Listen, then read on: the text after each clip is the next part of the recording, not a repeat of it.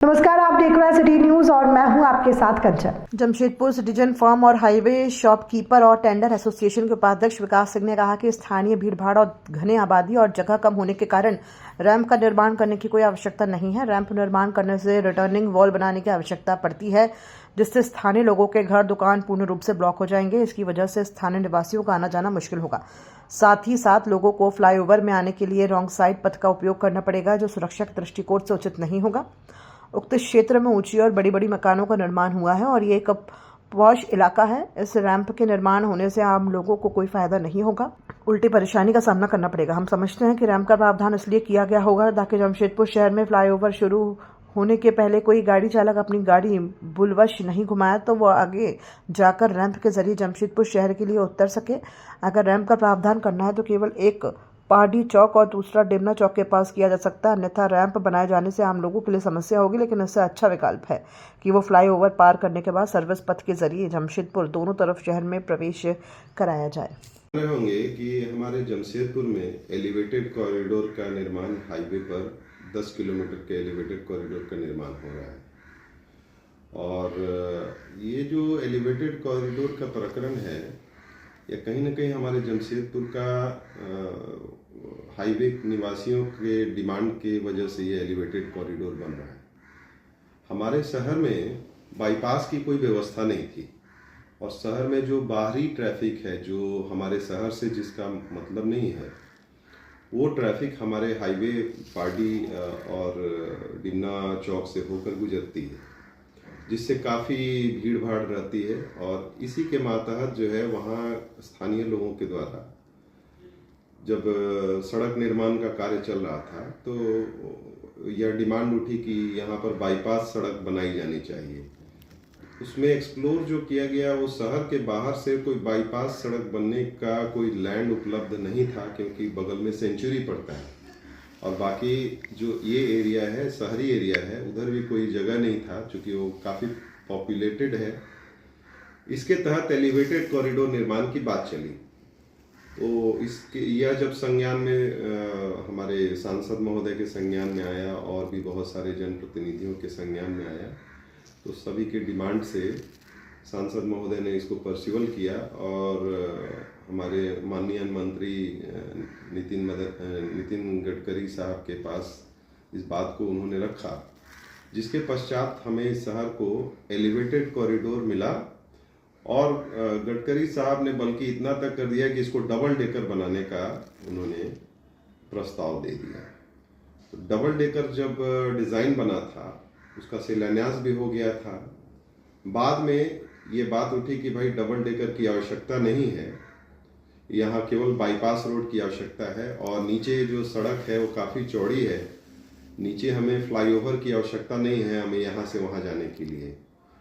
तो single decker की बात हो गई। तो सिंगल डेकर में कहीं ना कहीं NHAI के लेवल से थोड़ा सा उसमें एक मिस्टेक हो गया। यहाँ के लोकल डिमांड, लोकल रिक्वायरमेंट को थोड़ा सा उनके द्वारा उस चीज़ को समझा नहीं गया और गलती से ऐसी डिज़ाइन बन गई जिसमें बहुत सारे रैंप्स बना दिए गए, जैसे कि यह एलिवेटेड कॉरिडोर बाईपास रोड नहीं होकर के माने हमारा शहर का इंटरनल फ्लाईओवर हो जाए। तो इंटरनल फ्लाईओवर जब हमारी तो आवश्यकता वो नहीं थी, हमारी आवश्यकता तो ये थी कि हमारा एलिवेटेड कॉरिडोर बाईपास रोड की तरह काम करे। कलकत्ता रांची का जो ट्रैफिक है, खड़गपुर का जो ट्रैफिक है, वो हमारा ट्रैफिक जो है ऊपर चला जाए, बाईपास हो जाए। हमें हर जगह रैंप्स की आवश्यकता नहीं है। हाँ, एक चीज़ होता है एलिवेटेड कॉरिडोर में कि कोई गलती से एलिवेटेड कॉरिडोर में थोड़े स्पीड की वजह से अगर गलती से कोई चढ़ जाता है और उस शहर में उतरना चाहता है तो उस उतरने का एक रास्ता दिया जाता है कि भाई आप चलिए यहाँ से उतर जाइए और सिटी जाने का वो मार्किंग उसमें किया जाता है। तो यही हम लोग भी चाहते हैं। यहाँ हम लोग का समस्या क्या है कि यहाँ बहुत सारे जब रैंप्स हो जाएंगे और ये इंटरनल फ्लाईओवर की तरह जब उपयोग होने लगेगा तो जगह जगह रैंप्स जो है वो 500 मीटर का रैंप लगभग होता है। तो एक तो वो हमारे सड़क के बीचों बीच आएंगे और उस सड़क के बीचों बीच आएंगे तो हमारा नीचे का जो सड़क है, जो खुलापन है सड़क का, वो हमारा फिर जैम की स्थिति में आ जाएगी। और अभी ही देखिए उसके लिए कुछ घेराव हुआ है, उससे ही बहुत जाम हो रहा है रोड में। तो रोड में जाम ना हो, और दूसरा चीज है कि एक्सीडेंट भी ना हो। हमारा बहुत सारा मोहल्ला ऐसा है वहाँ पर जो हमारे NH-33 से जुड़ता है मानगो और पार्डी के बीच में, पार्डी और डिमना चौक के बीच में।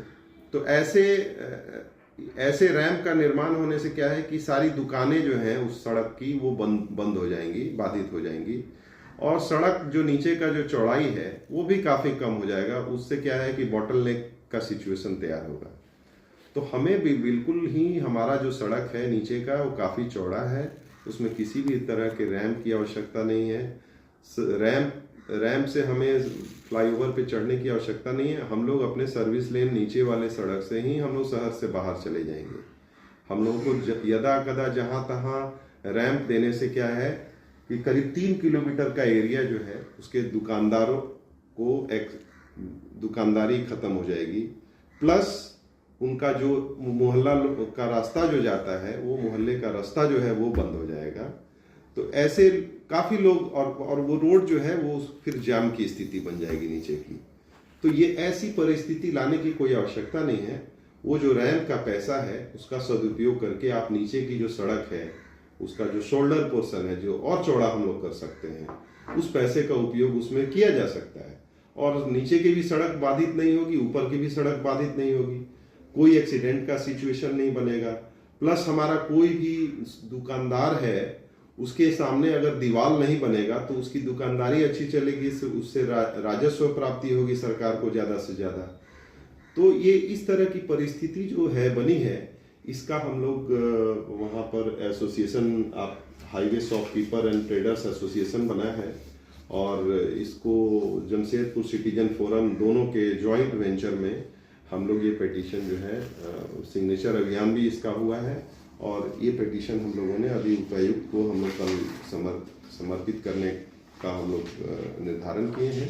कल हम लोग जाएंगे, और इस बीच में सांसद जी भी पहल कर रहे हैं। सांसद जी ने भी कहा है कि नहीं, ये सारी परेशानियों को हम लोग दूर कराएंगे, उन्होंने वादा किया है। और कल NHAI की टीम जमशेदपुर शनिवार के दिन 17 जनवरी को आ रही है।